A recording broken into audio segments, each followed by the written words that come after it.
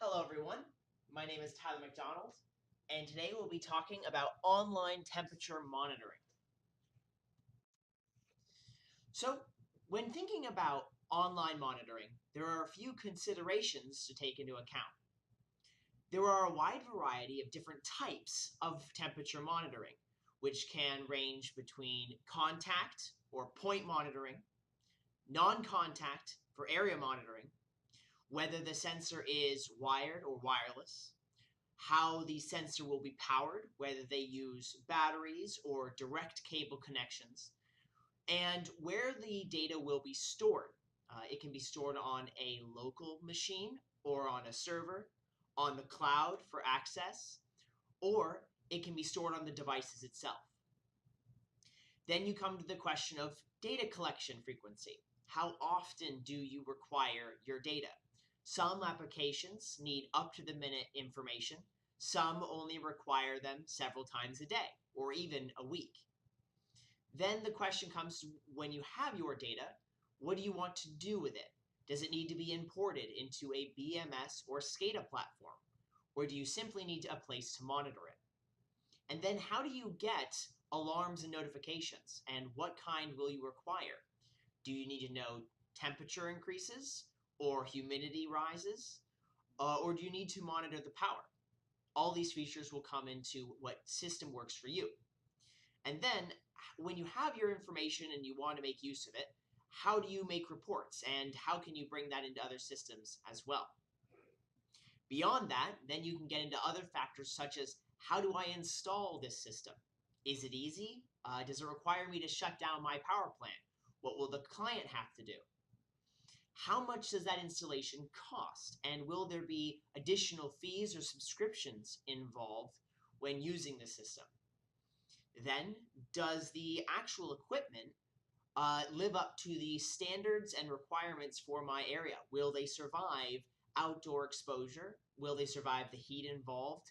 If you're measuring an oven, obviously you have higher requirements than you would if you needed to measure in cold climates.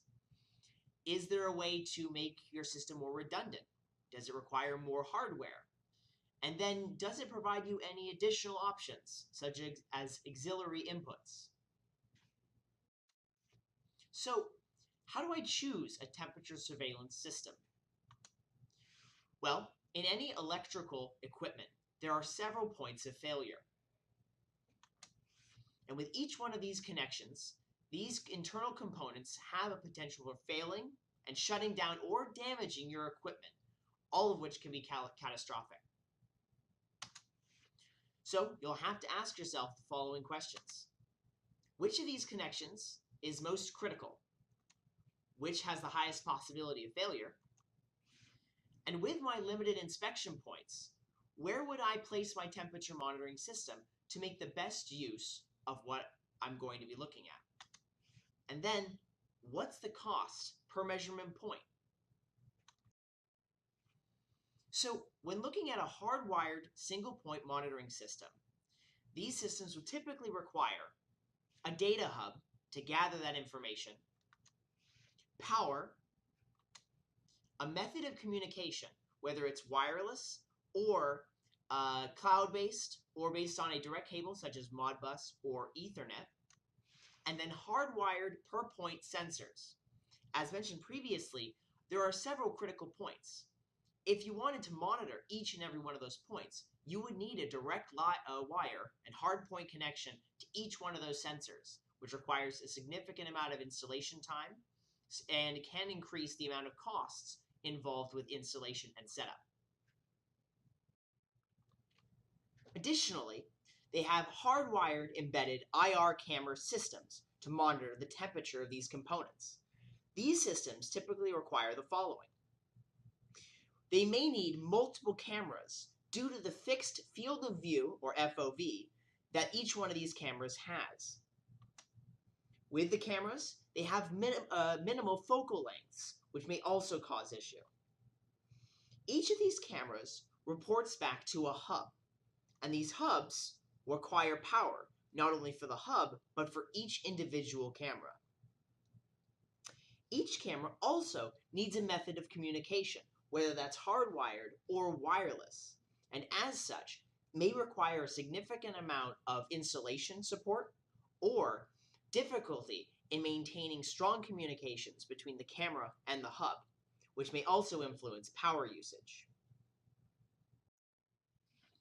Now, with ambient temperature monitoring systems like the Delta T alert, we use the failing electrical connections which produce heat. And as that heat is produced, the local temperature around that connection increases by the use of convection, conduction, and radiation. As that enclosure heats up, that heat transfer will raise the internal heat temperature of that enclosed panel. And since the volume and surface area of that enclosed panel remains constant, we can determine that the increased air temperature against the ambient air temperature, or the delta T, can be used as an alarm parameter. To take advantage over what we know about ambient temperature monitoring, IRISS developed the Delta T alert system. And to support it, we turned to Z-Wave. Z-Wave is a wireless communication protocol used primarily for home automation. With its systems, it allows you to create mesh networks using its low-energy radio signals to communicate from device to device. With it, we get a wider range of benefits. First, it's been consumer tested in a wide variety of environments, households, and industries. Its mesh network stability allows us to create a strong, stable, and reliable network so that we can guarantee we get consistent information from our monitoring systems. It's highly adaptable. Being able to place devices in different locations and use the mesh networking features, we're able to get around barriers and obstacles that other systems are not able to comply with. Over the years, it has developed a worldwide support, being found in every corner of the globe and with frequencies and support devices across every range of industry. And with that massive array of worldwide support, we can choose from a wide variety of products that all carry the same communication protocol. This ranges from smoke detectors, fire alarms, sensors, building monitors, keypads, light bulbs, outlets, and more, all of which communicate using Z-Wave, which can create additional hubs, different monitoring points, and give us more options as we go forward with our monitoring system. The Delta T Alert ambient monitoring systems comes with two varying sensors. First, the Delta T standard sensor requires the following. With one sensor, you will have power supplied from 3 AA batteries, as well as it will require wireless communication to the gateway via Z-Wave. Each sensor comes with 3 monitoring points: 1 ambient temperature sensor, 1 enclosure temperature sensor, and 1 humidity sensor.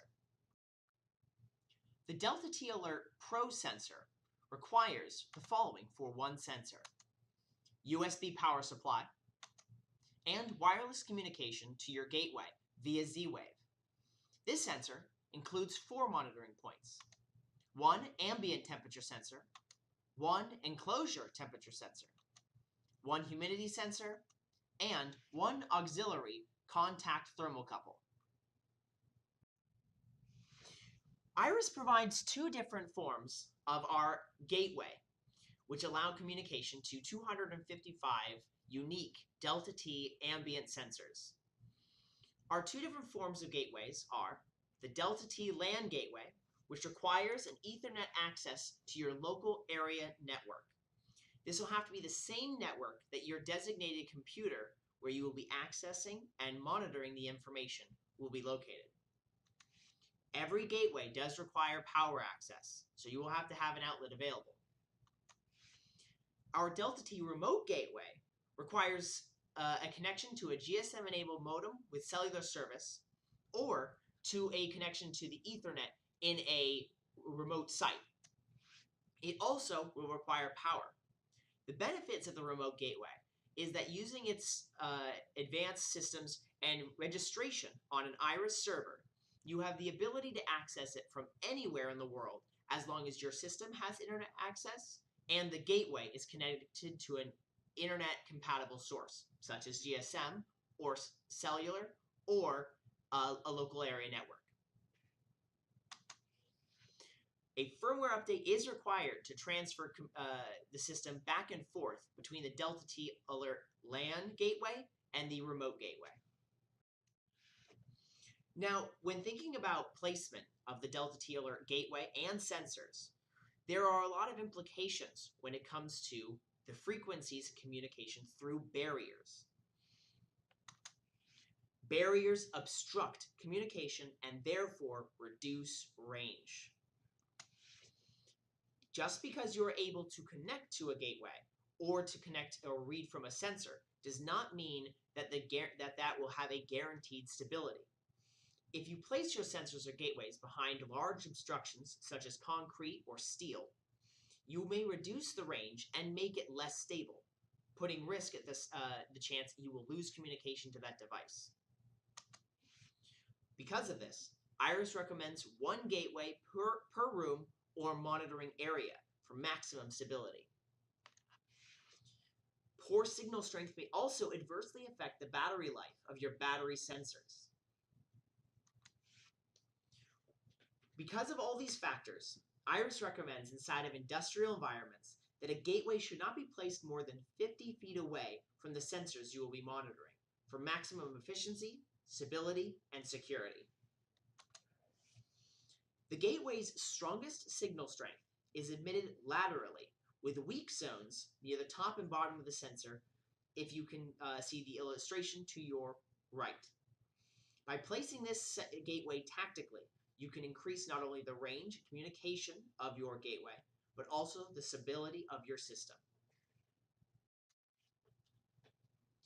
The Delta T Alert is a wireless solution for rapid deployment with minimal interference with your existing system to improve your condition-based monitoring program and help your users determine the potential for faults and predict times where an issue or an alarm may occur.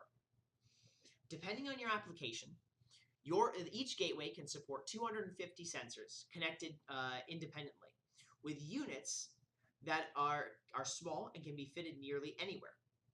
In most of our projects, 20 to 80% of the cost and time goes into cabling, as you saw previously on either point-to-point or direct monitoring through the infrared cameras. Because of these incredible costs, we can reduce all of these things by having the Delta T Alert where no cabling is required. In using the Delta T Alert system, one of the major things that you will have to do is evaluate your equipment. During the early stages of monitoring, we typically recommend using the needed guidelines provided not only online, but within the Delta T software itself to determine how you will set your sensors accordingly. Following these guidelines, you should set your alarms to monitor and to react in these following ways. As you collect data and review your ambient and enclosure temperatures, you'll determine what your system's normal operating delta temperature, or NODT, is, and you can adjust your alarm temperatures or your enclosure sizes accordingly. Depending on whether the equipment is in sunlight, next to hot gear, or further from ventilation, you may have naturally higher delta temperatures, which you should use to reflect your alarm levels when you set them. The Delta T Alert comes with the ability to set distinct and active alarms. Each sensor, independently, can have 3 different settings for its alarms, ranging from indicate to monitor to major, showing the discrepancy between its ambient and enclosure temperatures. Each of these can be set manually. Additionally, we provide the user with the ability to set a critical reporting value. This is a temperature that when a delta rises above this point, your sensor will go into minute-by-minute polling, allowing you to have a sensor that monitors 8 schedules per day, but is always active 24 hours a day, looking for a potential critical alarm, or whatever value you have previously set. Once this threshold has been crossed, your sensor will automatically activate and begin reporting back, giving you a sensor that both conserves battery life and is always active when you need it. As desired, email notifications can be configured and sent to your various technical staff so that you can inform them when the desired alarms have been triggered. So, what happens when an alarm goes off? When the Delta T alert system reads that the ambient temperature and the enclosure temperature has changed enough to create a delta value, a difference in temperature, higher than one of your alarms, it will create a temperature breach for the associated alarm. It will then emit an audible alarm, if active on that sensor, which will notify not only local technicians, but send out an alarm through email and text to your maintenance team, notifying them that the equivalent level has been reached and that an alarm of indicate, monitor, or major has been reached. That maintenance team will then get access to the equipment room and begin to inspect using IR and other equipment to determine if there has been a problem. However, one of the problems with these types of equipment is that sometimes it is impossible to inspect the internal components due to restrictions caused by design or because of safety concerns. It is now that the inspector would use another electrical maintenance safety device, or EMSD, such as an IRISS IR window or ultrasound port, to see what the cause of the alarm is and determine its severity. The Delta T alert system provides the users with a variety of key features. Predominantly, it is a low-cost early warning system for your potential equipment failures. It works using a wireless mesh network system via Z-Wave, which is both secure, stable, and independent of normal Wi-Fi networks. Each gateway and sensor has 300 feet range line of sight, and each gateway can support 250 sensors. The system can support an unlimited number of gateways, and each individual battery sensor is both supplied and powered by 3 AA batteries. Each sensor can be programmed with 8 per day data collection points, along with critical reporting for 24-hour surveillance. The software resides behind your firewall, allowing you for safe and controlled access of your information. And each individual sensor can be programmed with independent, customized alarm levels and email alerts. In implementing the Delta T alert system, you'll first need to install a gateway. This will be your controller and hub for a wide variety of sensors and devices that you'll have in that location. So gather your hardware. You'll have a gateway, a power supply, and an Ethernet cable of varying lengths. You will need to make sure that power is accessible at your location. So depending on your requirements, you may need to install an additional adapter, wall outlets, or extension cables to support the location for your gateway. Then connect all your items into the gateway and make sure that your gateway can connect to your system. If you're using a local gateway, it'll be plugged into your local area network, the same one that your computer will be located on. If you're using a remote gateway, you can plug this into a GSM router, modem, or additional remote local area network, so that as long as it can access the internet. Then install the gateway and position it in a way that you believe that you'll be placing all of your devices within 300 feet of it, taking into account that the system uses line of sight, so barriers and obstacles may reduce this range. IRISS recommends that inside heavily structured rooms with concrete and lots of metal enclosures, that you typically place your sensors within 30 feet of the gateway for optimum communication. When you're adding the gateway, you'll go to the admin view and go to the System tab. There, you'll find an Add Gateway button, which will allow you to search for your gateway. Here, in that pop-up, you'll be able to choose whether you're looking for a local gateway, something that resides on your local area network or LAN, or find a remote gateway, where you will be able to input the 10-digit identifier for that gateway and find it across the internet. Once you've added the gateway, you'll be able to confirm that information by going to the Application Settings menu, which is a pop-up from the Settings option under the Settings tab. There, you can review the gateway's name, location, and verify that it is showing up properly in your system. Now, upon adding a sensor, you'll go to the View Admin Systems tab and click Add Sensor. Here, you'll get a pop-up where you can select which gateway you would like to use. This will be the gateway closest to that sensor, or that is responsible for that area. Clicking that gateway and pressing the check mark will move you to the next menu. Make sure that your batteries are loaded into the sensor, and when prompted, click the Learn button, which for normal battery sensors are on the right side of the sensor, and for Pro sensors will be found on the left side. You will likely need a probe of some kind to press the Learn button. Once you've pressed it, you will be given a configuration option where you can then use the defaults or manual settings for the schedules. When it's been completed, you can then alter that configuration by right-clicking a sensor and clicking Configuration, or by double-clicking a sensor to change its local details. When using the software, there are two primary views that you will be using to look at the monitoring data and to alter your system. The place where you'll find yourself more often is the normal view, where you can see live data, manually poll sensors, and review the monitoring information that you've gained. This area is accessible by anyone using the computer and will allow them to see what's going on in real time.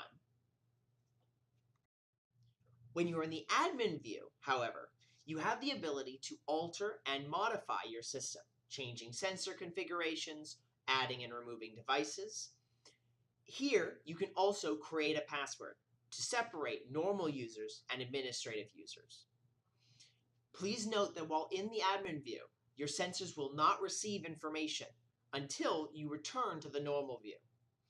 After an hour of inactivity, users will automatically be moved back into the normal view, so no information is lost. Additionally here, you can change and remove the configuration settings for future sensors if you are to add them. You also can generate reports, which we'll talk about later. Now, when using the software in the admin view, you'll have a variety of new features that are not normally available in the normal view. First is the system menu. Here, we add and remove sensors. You can also delete sensors that you have no longer have access to or have been damaged. Then you have the settings menu. Here, you can open up the settings option to see the application settings menu seen below. Create and restore backups and reset the system to its original settings. In the application settings, we can review the company information, changing who receives emails, as well as the password, temperature units, and gateway settings. Then, under Delta T and default settings, we can change what sensors are calibrated to when they are first added to the system by default, along with a variety of mode options, including mesh networking and demo mode.